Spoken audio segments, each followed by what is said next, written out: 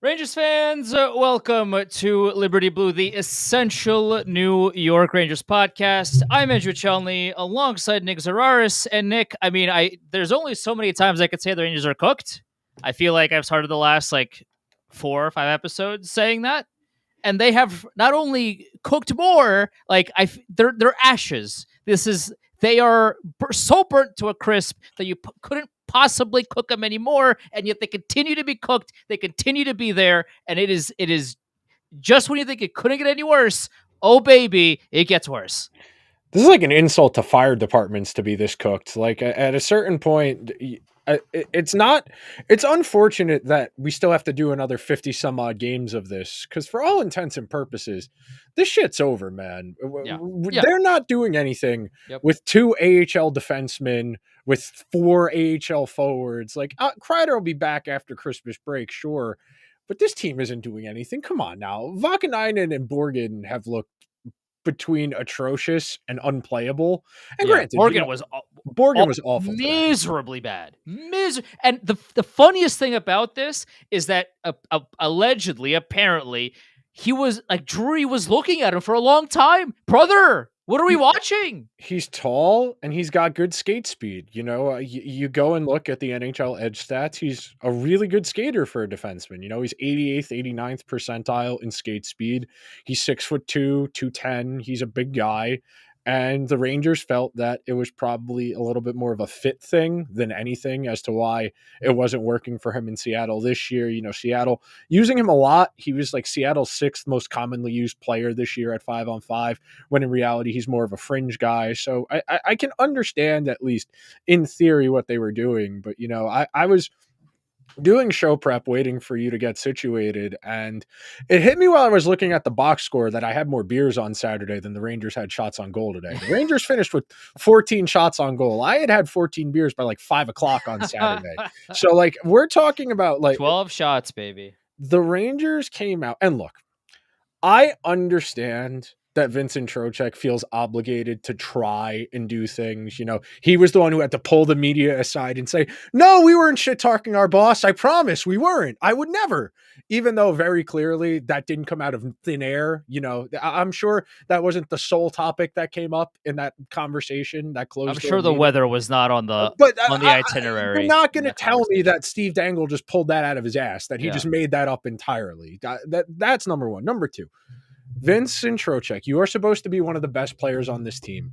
You cannot be fighting a bum like Paul Cotter 5 minutes into the game. The Rangers love doing this performative stuff that's not actually going to help them do anything. Adam Herman said, oh, it's only going to take one more fight for them to turn this season around. Fighting on occasion to fire the guys up is fine. Fighting because it is the only thing you think you can do to fire your team up to play better is pointless. You are getting brain damage for the sake of getting brain damage. Trocheck is too good of a player, in theory, to be taking a 5-minute major to come off the ice that early in the game against a team that is better than you. When you are playing a team with more talent than you, you need all hands on deck. Everybody has no confidence and they feel miserable about this game. To go out there and just get into a fight for the sake of getting into a fight isn't accomplishing anything. What would have accomplished something? Dumping the puck in the offensive zone, going to get it, and forcing the Devils to play defense. What would have been helpful at some point? Scoring a goal. Hell, I would have generating offensive chances. Actually getting into the offensive zone would be a nice start. I mean, the Devils overhauled a lot of their team. They got 3 new defensemen. They got a new goalie and a half. They had Allen at the end of last year. But this is not like the 2002 Devils over there. They don't have Scott Stevens. They don't have Rob Niedermeyer. They don't have Ken Danico. They are not that good defensively. What they are good at is transition play, of going from defense to offense quickly, funneling pucks up the walls, and breaking out with speed and letting their best players do what they do. It would be nice if the Rangers had a guy who hated the Devils as much as Jack Hughes hates the Rangers. Jack Hughes genuinely gets up for these games games and looks for the big moment to find him. The Rangers star players, they wilt whenever they're in these moments. There is no get on my back, follow me, we're going to do this. It's, whoa, no, this game is so fast. We can't do anything. The puck isn't. And that's the thing I think that was most concerning for me tonight.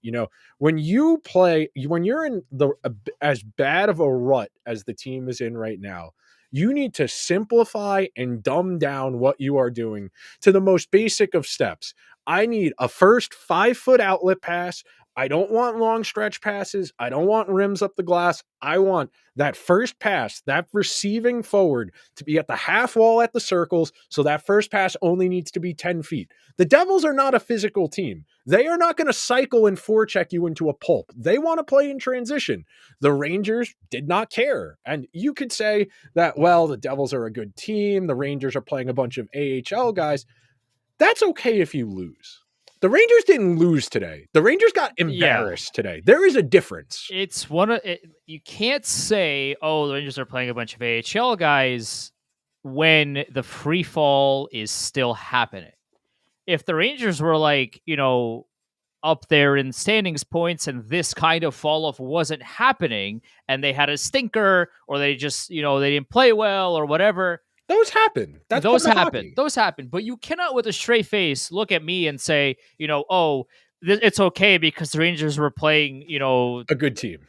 And Johnny Brodzinski as the fourth line center. Like, that's not an argument, bro. You cannot in good faith look at gestures wildly at the last, 2 months now for this team. They've lost 13 of their last 17 games. And then tell me, oh, it's okay because the Devils are good and the Rangers are Kreider's not playing. Kreider's not playing because he's been horrifically bad. And also, by the way, it's a step in the right direction that Kreider gets healthy scratched. When is Mika Zibanejad going to get scratched? And I sound like a broken record because I say this every single week. I say this every single week. When is Zibanejad going to sit down? He's awful. I mean, my God, dude, he does. Here's the thing. If you don't believe me, right, just go and watch the game against the Devils. Forget about everything else. Forget about every other game prior to this one. Go back and just watch Zibanejad when he's on the ice. Just watch him. If you hate analytics, fine. If you hate what I'm saying, fine. Go and watch him for yourself. He's not moving. He's not trying to move. He's not fighting for any loose battles. And if he is, he's losing all of them. He's giving up on every single opportunity imaginable. He's passing where he doesn't need to pass. He's shooting into four bodies when he doesn't need to shoot. He is miserably bad. And this man is making $8.5 million until 2030, and he has a no-move clause, and also his contract is completely buyout-proof. Because it's full of bonuses. If you buy him out, they get no space for that. What are we doing here? Why is he still out there? Even Ryan Lindgren, who I've argued that he should be sitting as well, from what I've seen, because I had a really busy Monday today, kind of forgot they were playing at 1 out at 7. Ryan Lindgren didn't have the worst time out there that I've seen. He's had worse games. Why is Mika Zibanejad still playing? And on top of that, why is he playing? Why is he still getting power play time? The power play can't do anything. Why is he skating and also still getting these opportunities to create chances when he's not doing that? He's not doing anything. If we called him a power play merchant before, when he was actually, trying to do things on the ice, right? If we were calling him a power play merchant before, he's not even doing that, dude. He's a 5-on-5-0, but he wasn't all that great 5-on-5 before. He's a 5-on-5-0 now, and he is a power play 0. Why is he out there? The power play is 7% over the last month. The power play is awful. Broken. It's fundamentally... The penalty kill was really good up until today. But, if there's one shining light to all of this happening in Rangers land, it is that the penalty kill, except for today against New Jersey, has been pretty good. That's it. That's all I got. So one of the funnier old head insults I saw earlier today on Twitter, and I forget what reporter had tweeted something about Zibanejad's game, but some very clearly old head said if you taped a bunch of eggs to Zibanejad's undershirt, he would finish the game with all of them perfectly intact because he never makes contact with anyone or anything. And you can see one of the tells of a player that is just broken is when you can watch them process the game in real time. There's an element of inherentness to hockey that isn't in the other sports where that decision making just needs to be faster because it's not as structured and it's a lot more based on what's in front of you. If I, watching the game on TV, which is even more delayed than watching it in person, can say he's going 1,000, 2, 1,000, 3, 1,000, 4, 1,000, he's taking too much time.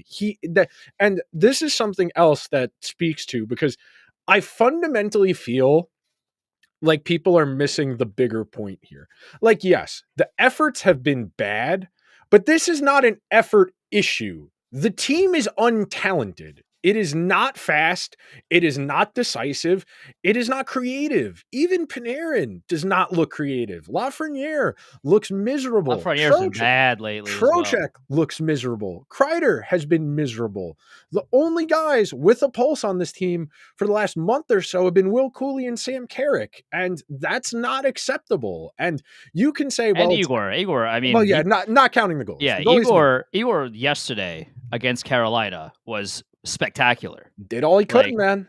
My guy, you can't have, as much as Igor tries, he can't also score the goals. No, like I know there's a few shots that up the post, whatever, all these things, but Shesterkin made, I want to say, like 5 or 6 surefire goals if anybody else was on the ice. He stopped them. I mean, he was on his game, and the Rangers mustered 1 goal off of a giveaway in the first 17 seconds of the game. Jimmy Vesey scored, and then that was it.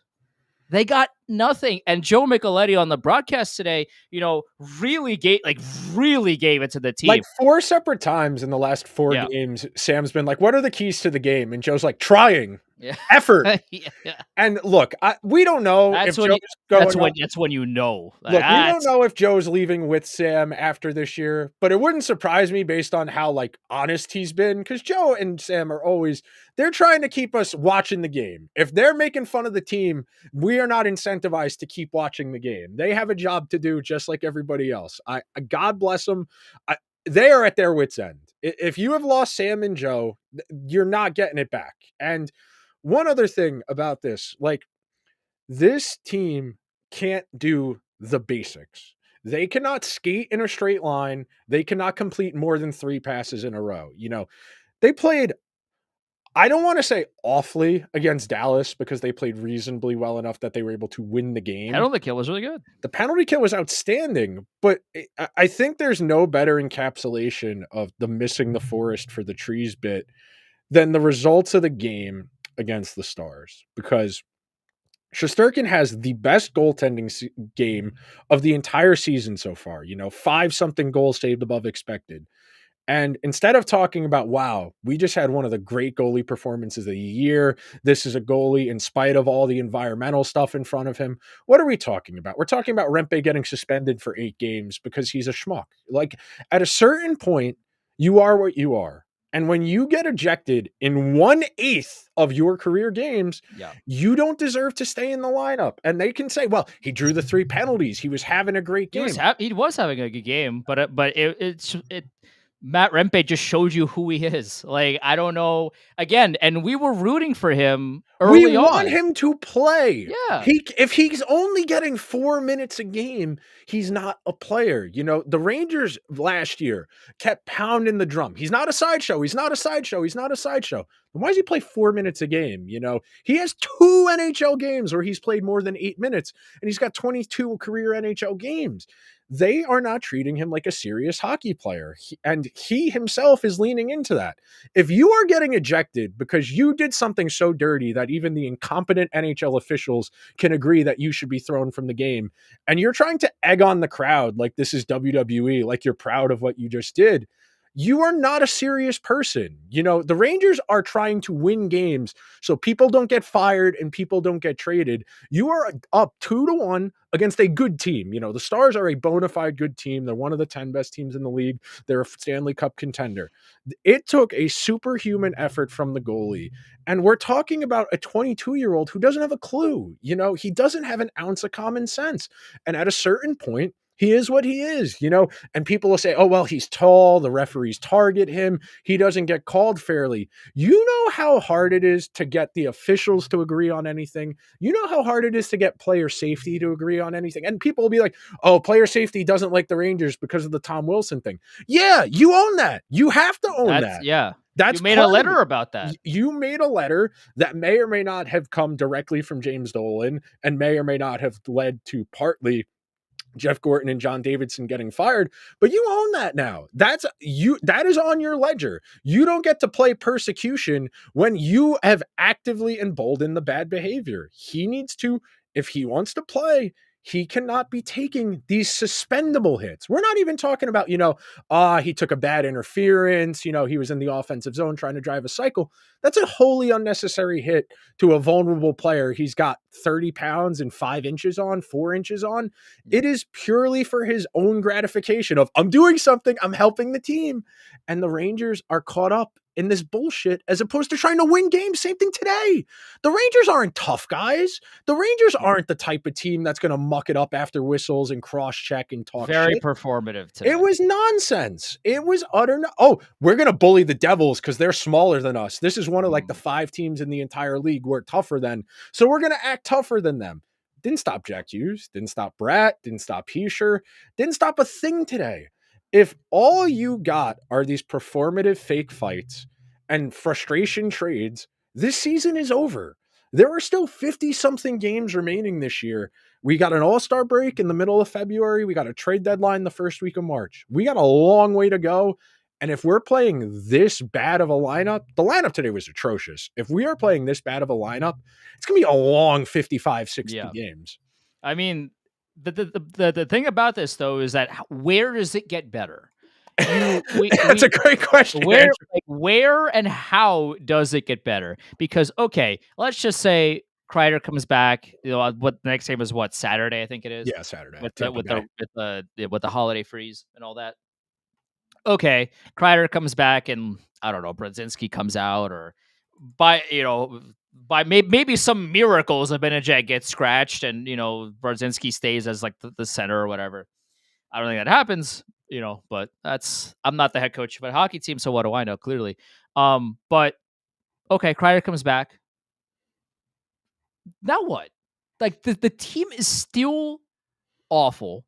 They don't want to play. They don't want to skate. They don't want to back check. They don't want to create offense. They don't want to get in the dirty areas. Where is the solution for this roster? Because again, we've been talking about this throughout the entire year and the offseason as well. This is essentially the exact same team that made it to 2 wins from the Stanley Cup. You have players that are making a lot of money right now that, are like, just sign me. I'll do the exact same thing, but for a lot cheaper. I'm not going to say I'm going to do better than anybody, but what I am saying is I probably couldn't do worse. And I wouldn't cost you 8.5 or 5.5 or whatever, 7, 8 million. Like, I wouldn't cost that. Give me the league mid. I'll do the exact same thing. I will, but I'll try. You'll see me give effort there. To what results? Maybe let's don't watch me do it, but I'll try my best. Like this roster is not going to change. No. The biggest pieces on this team are not going anywhere. Kreider's probably not going anywhere. Maybe he will. I don't know. Trocheck's not going anywhere. Probably. Zibanejad. I mean, by all accounts, there's a report that he was asked to waive his move clause, and he said no. So good luck. You're stuck with him, and you can. I guess you can improve along the margins, maybe, but I just want to point out really quickly, the Buffalo Sabres, who have lost every game for essentially the entire month, and the entire season pretty much, and the Chicago Blackhawks both have 26 points right now. They are tied for the worst team in the NHL. 26. Very important number. And I say that because the Rangers have 33. They are 7 points above the worst teams in the NHL. So you tell me, where do we go from here? Because it's not going to get better. It's only going to continue to get worse. Like every single day, we watch this team, and we go, surely it can't get worse. Surely it's going to get better. And every time we think they've hit rock bottom, they keep digging. Like the game against Carolina was bad, but there was at least some, okay, well, the effort was a little bit better, especially like that first period was pretty okay. Like the penalty kill was pretty all right. It's like, okay, maybe there's something to glean off of. Second period was all Carolinas. The third period was pretty much all Carolina. Rangers really didn't generate much of anything, but there was at least something that you could kind of grasp and say to yourself, okay, there's something there that we can build off of because they have a game the next day. And then they get to the game against the Devils, a rival. The Devils are going to show up for this game. And they were the only team to show up for this game. The Rangers went into New Jersey, the rival territory, and laid an egg. Again, 12 shots on goal against your rival. This is how you play against the team that you should be hating on, and instead of actually scoring and generating offensive opportunities, you fight people in the first period. Trocheck takes himself out of the play. And on top of that, too, the funniest part about this was that, okay, Trocheck, you want to fight Paul Cotter? Fine, you go ahead. But then also, there wasn't any stoppages. So my man couldn't even get on the ice. He was stuck in a penalty box for, I think it was like another 6 or 7 minutes. More than he was supposed to, because there wasn't a stoppage in play. So my man took himself out of the first period for like 12 minutes, dude. And this is supposed to be one of the good players on this team. And I understand that, like, obviously he didn't expect there to be no stoppages. Like, I'm well aware of that. But my guy, you fought Paul Cotter for reasons. You got to be out there on the ice because you're allegedly one of the best offensively gifted players on the team. We need you, bro. Like, you can't be taking a vacation. Like, we need you on the floor. It's like those memes where the manager will be texting, their employees and say, "Oh, we're short staffed." Yeah, we need you tonight, bro. Like, we're short staffed. And the employee goes, "Oh, that sucks. Sorry to hear. Good luck though, bro. Like, I'm not available." Like, that's what happened, dude. You can't. You have to be on the ice. The Rangers are getting zero offensively from anything. You got to be out there. You can't be fighting Paul Cotter. I understand the implication and the thought process of, I'm one of the better players on this team. I have to fight. I have to do something. But that's all performative and that all that good stuff. But at the end of the day, you had 12 shots on goal as a team. Yeah, no. What are we doing here? If you can legitimately play a drinking game without getting alcohol poisoning about shots on goal, it might be time to reassess what we're doing here. And look, I have been very reticent to pile on Laviolette because I don't think this is mostly his fault. But these lineup decisions at this point are just laughable. I mean, when we're pulling the goalie and we're sending Zibanejad out there in the 6-on-5, we're sending Kreider out there in the 6-on-5. I mean, at a certain point, if we're sending the fourth line out there with 2 minutes to go down a goal, I feel like you're telling me you're worried about conceding the goal as opposed to trying to win the game. Something one of my friends tweeted at me. So the lineup today, Panarin, Trocheck, Lafreniere, Smith, Zibanejad, Berard, Cooley, Edstrom, Carrick, Vesey, Lindgren, Fox, Jones, Schneider, Vakanainen, and Borgen. If you go and you were to pull up hockeyviz.com, if you went by Micah's model, the only first-line caliber players in the entire lineup today, based on their season so far, are Panarin and Fox. Trocheck is a second liner. Lafreniere profiles as a third liner. Zibanejad profiles as a fourth liner. Riley Smith and Berard are third liners. Cooley is a third liner. Hedl is a second liner. Brodzinski is a fourth liner. The entire fourth line is fourth liners, other than Vesey. Vesey is a second liner. Ryan Lindgren has AHL impacts. Adam Fox has first pair impacts. And then the bottom two pairs all have third pair impacts. The Rangers did not ice a competitive roster today. And I don't know if James Dolan knew there was a game at 1:00 today. I would imagine there's a chance he was aware, especially because they were in the tri-state, and I'm sure he probably had to pay for some travel stuff to get the team back so everyone could leave for the next few days to go out see family and stuff. But if you were James Dolan and you knew this game happened, and even if you didn't watch and you just saw the score, how can you tell me that Chris Drury's doing a good job here? How in God's name can you say the general manager and president, because he's both, is doing a good job here? All he has done is raise the temperature of this situation over the last month. It starts with that memo. I don't know why you would contemporaneously write a memo and send it to everyone else.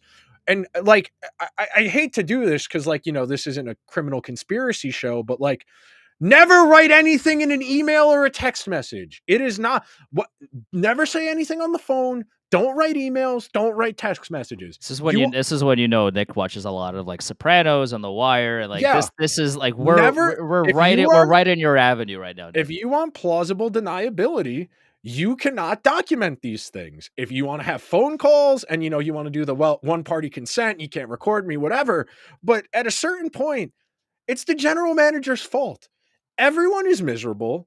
There has to be a decent contingent of the guys on the team who feel like the general manager is just waiting to get rid of them.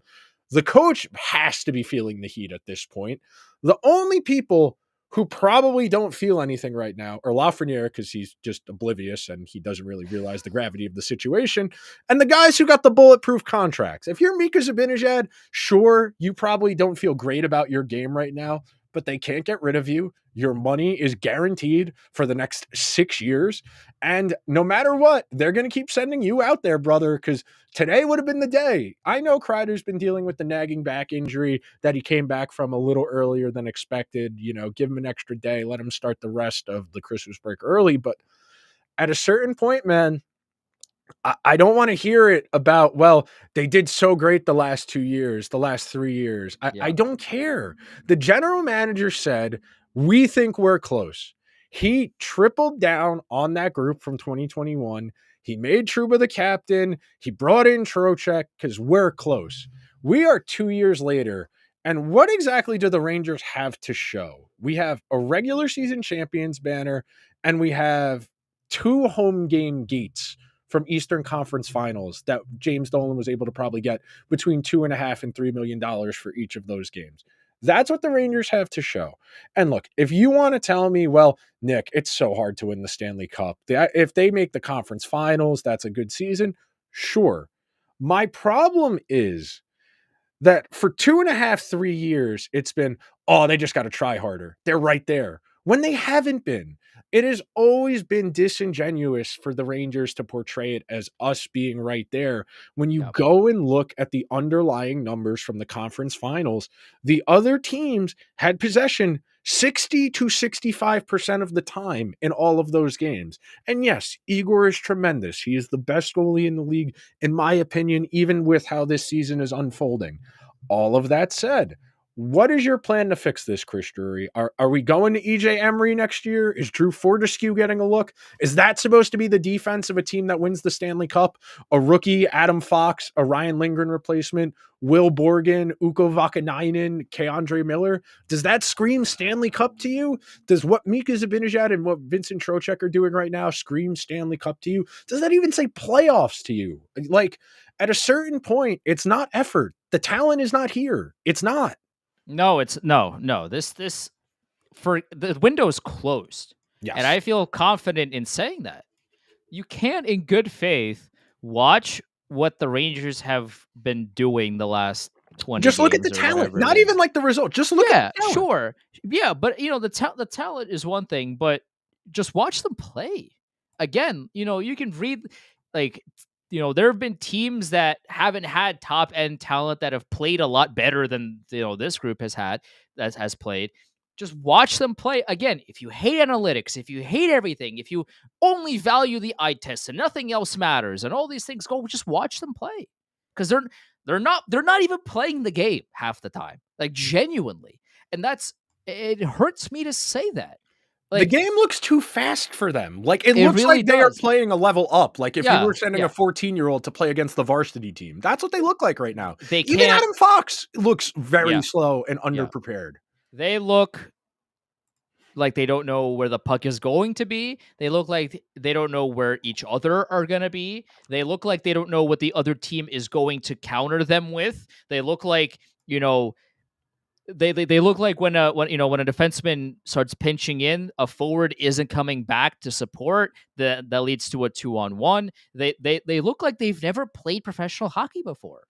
And that's, it's such a crazy thing for me to say when this is again, like, this is the same group that literally just went to the conference finals. This is essentially the same team. And they look like they've never played in the NHL or in the AHL or Or any together. organized like hockey in their entire life. I can't fathom how that is possible. They Okay, just so went to the conference finals. And they also had a good start to the year. How did they go from that to this essentially in the blink of an eye? How does that happen? I don't understand. do you think they're playing too much kumbaya hockey, Andrew? Is that the problem? Well, you have to play hockey for you to play kumbaya hockey, and right now they're not even doing that. So that's tough for me to answer. So the answer to that question is number one.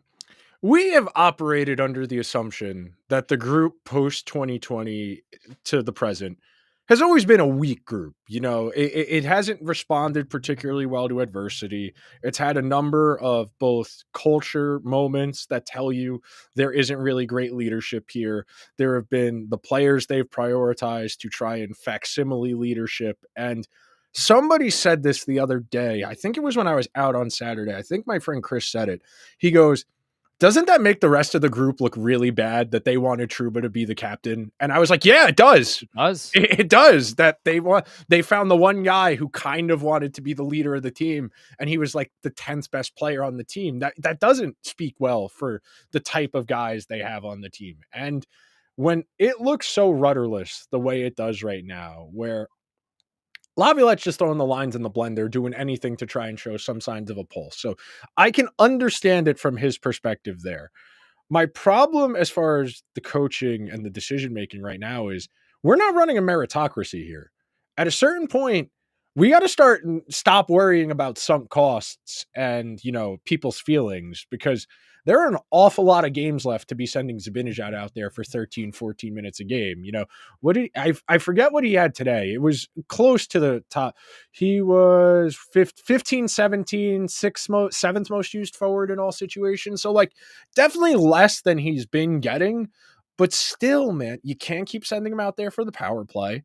And look, I don't know if they're in a position where they can, because, like, I know it's a player rights issue, but, like, there's got to be a serious conversation about sending him home for a week, I because agree. nothing is him playing is accomplishing nothing.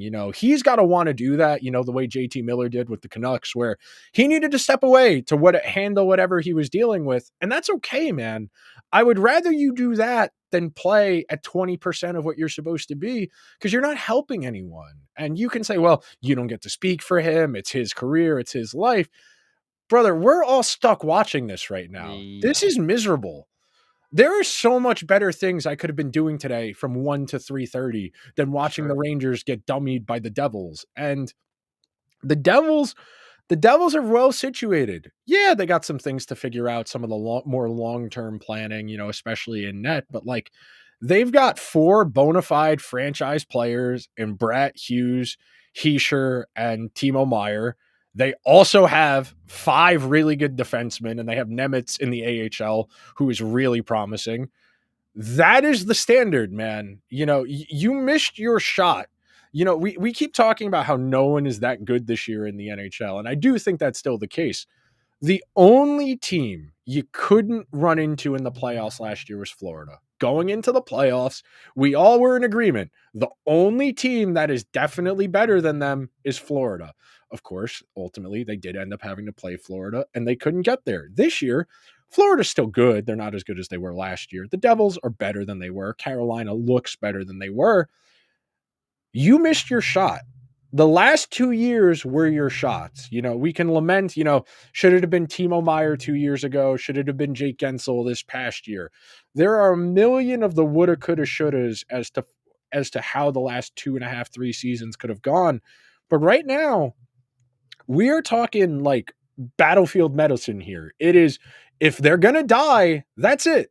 We're on to the next person, lopping Truba off, trying to get rid of the bad vibes. Okay, fine.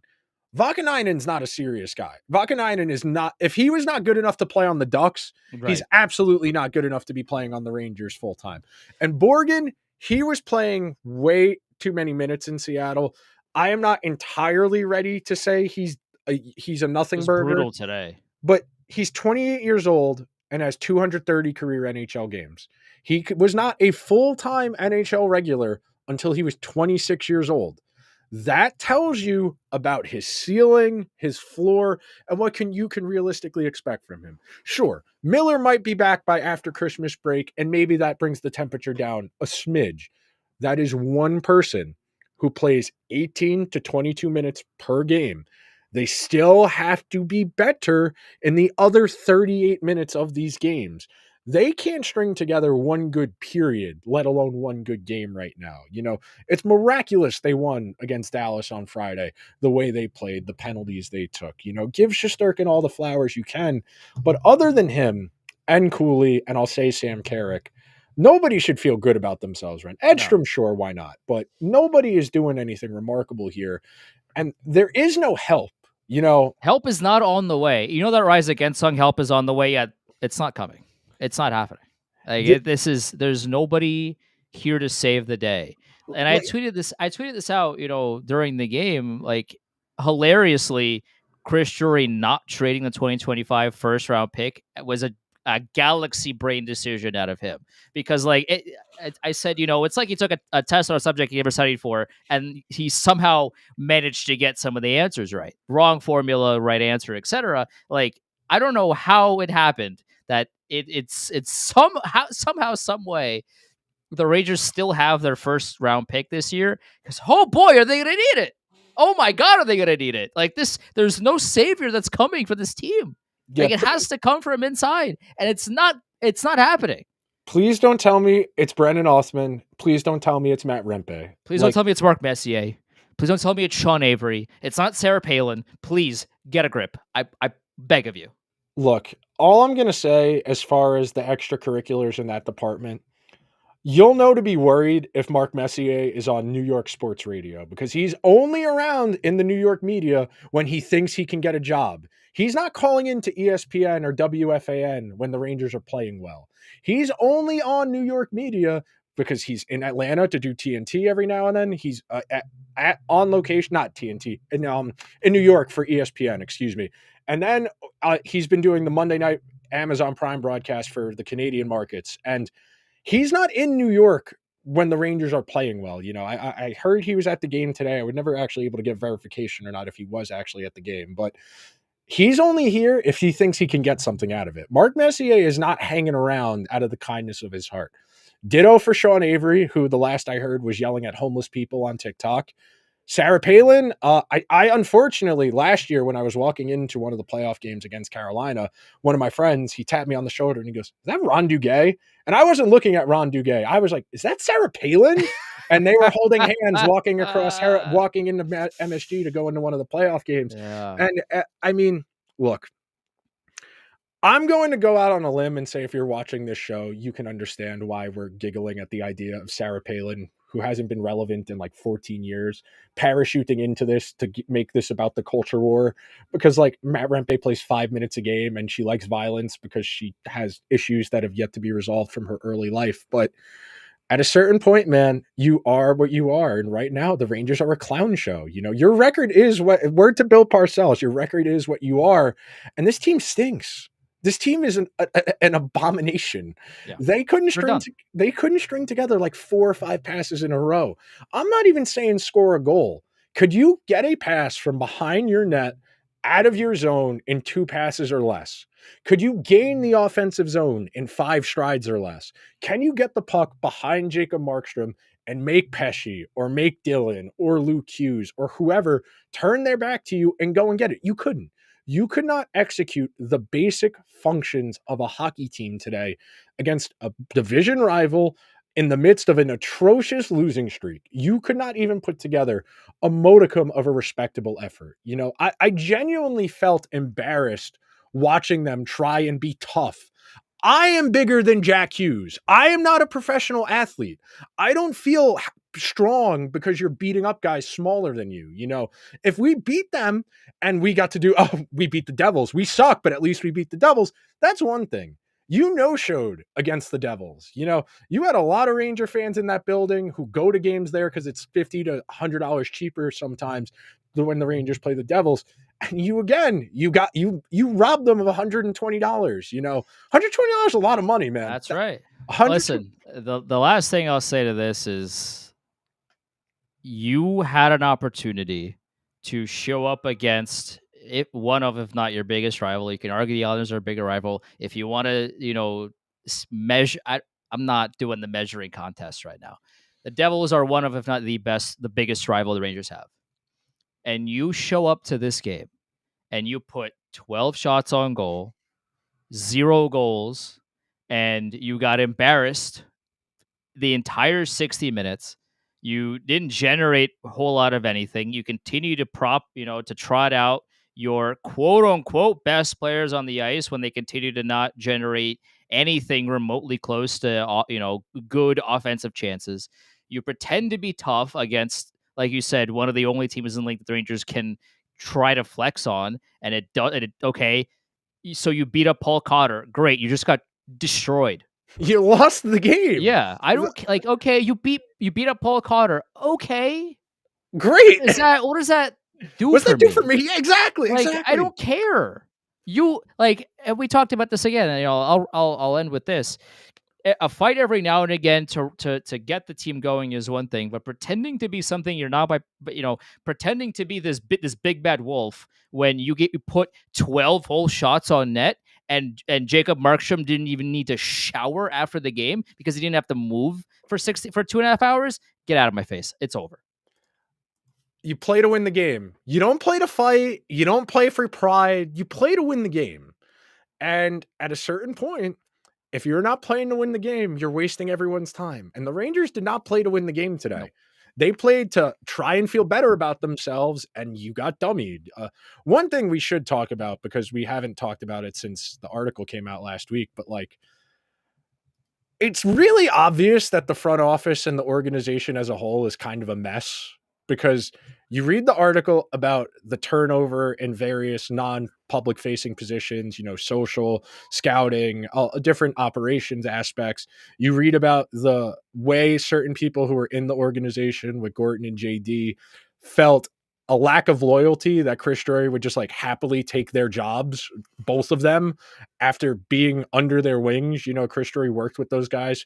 He worked with Gorton for 7 years. He turned down multiple jobs, Buffalo and Florida, to stay with the Rangers. And everybody, I would understand if a guy I worked with took the job that way and being a little damn, that was kind of messed up.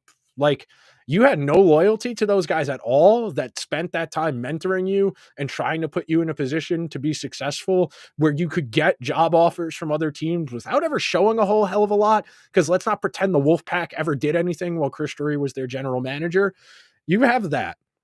You have the social media thing where people get a little too carried away with it. No one knows entirely what happened. Don't speculate because it's not fair to the people involved in that situation.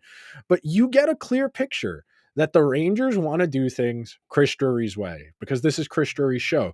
Remember, we had Molly on the show right after the trade deadline, and she said, Chris Drury has his guys, and that's it.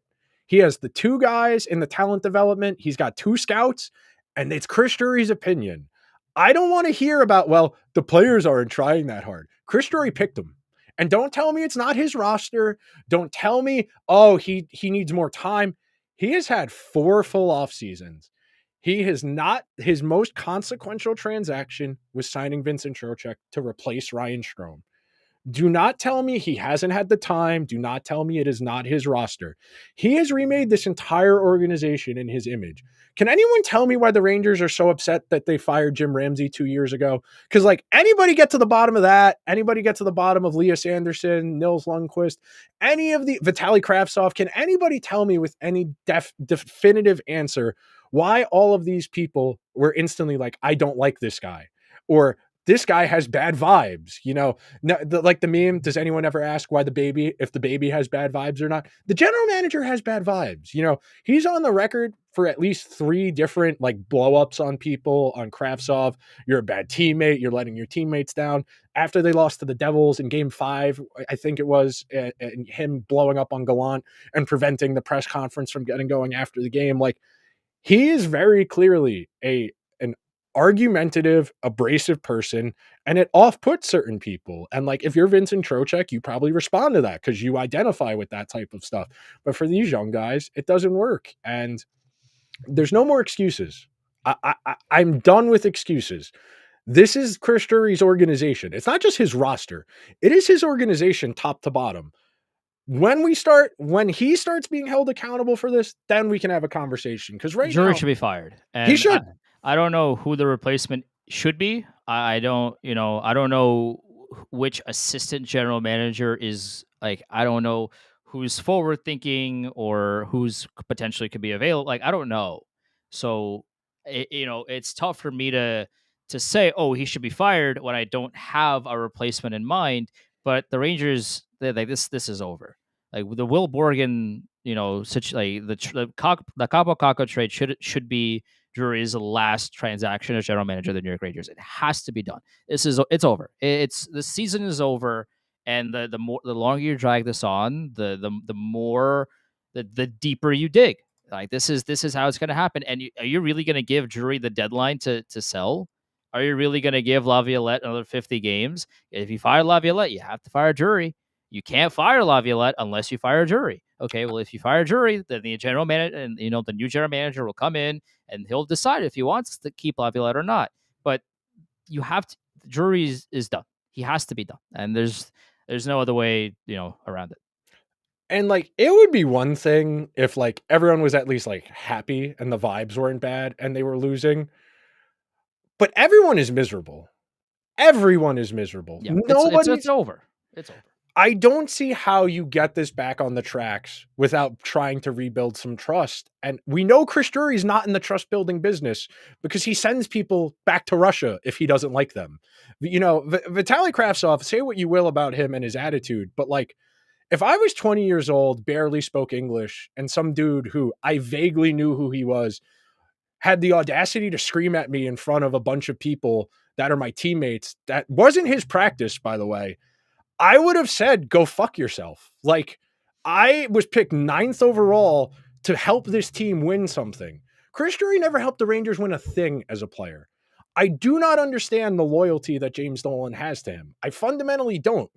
Like Glenn Sather, at least, he won things in Edmonton back in the 80s. Like, he has accomplishments he could point to as being reason for his, the trust there. Chris Drury has nothing on his resume as an executive to be like, oh, he might be able to figure his way out of this. He is still dealing with issues from his first offseason. 4 off seasons later, not 4 years later. The original sin of the Drury regime was trading the first line right wing for a third line to fourth line wing and a draft pick. They have still yet to replace that right wing. They have burned 4 second round picks on replacements and getting rid of bad contracts. They don't have a lot to show. If you're in on Perreault, if you're in on, Emery, that next wave of guys, that's great and all. Those guys are all like 2 and 3 years away from being NHL players. They're probably 3-4 years away from being impactful NHL players. And that's if everything works out. What are we giving Chris Drury more time for? You said it before. How is trading Kakko for Borgen something that we can legitimately look at as like he's trying to improve the team? Borgen is not a better player than Kakko by any measure. No, it is nice goal by the way that he scored. Would have been nice to have him here. Would be nice to have a goal, Yeah. Like, it's really disheartening. It's really frustrating because it's very similar to where the Giants are at, where there's just no like light at the end of the tunnel. Like if you start over, that means you're letting Jim Dolan pick who the new GM is, the new president of hockey operations is. You know, if you read the Vince Mercogliano article, there was a paragraph in there about how Glenn Saylor typically was the buffer between Jeff Gorton and the ownership, and now Drury and Dolan talk directly to each other. You do not want James Dolan influencing your hockey decisions. I promise you don't. He does not watch more Ranger games than anyone listening to this show right now. I promise you.